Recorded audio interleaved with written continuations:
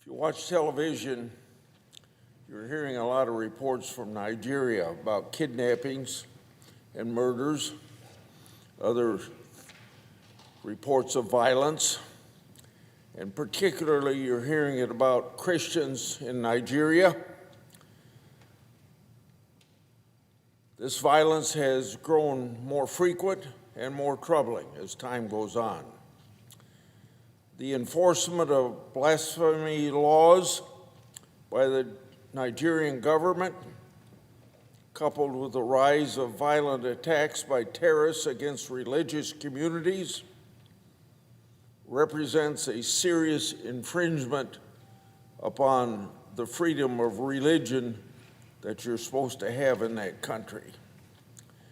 Blasphemy laws are enforced in 12 Nigerian states and also at the federal level.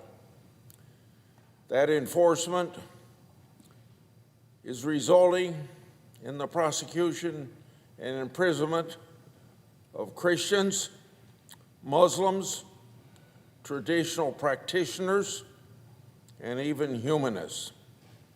Furthermore, violence by terrorists like Boko Haram and the other organization called the Islamic State West Africa Province continues to pose serious security challenges.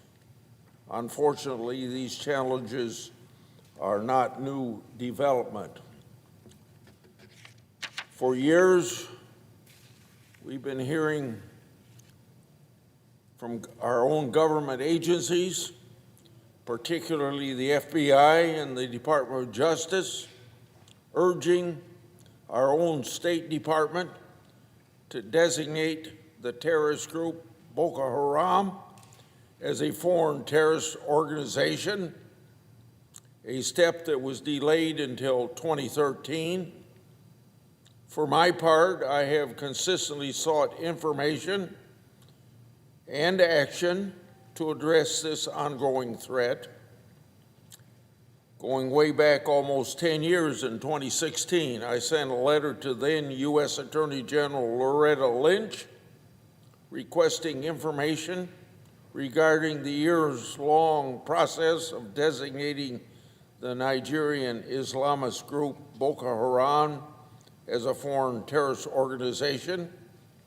In 2020, I wrote to then Secretary Pompeo and Ambassador Sam Brownback asking what steps were being taken to protect Christians in Nigeria and whether a special envoy might be appointed. At that time, the department assured me that they were actively addressing the issue at multiple levels with the Nigerian government. But now, years later, we continue to see concerning reports about violence and religious persecution in Nigeria. And that is why I was so very happy to see our own President Trump take long-awaited action in designating Nigeria a country of particular concern. That designation puts Nigeria on a watch list, puts Nigeria on notice that if they don't take care of this situation, other things can intervene. The Nigerian government must take immediate action to end this violence, and the United States should do all it can to support and encourage those efforts.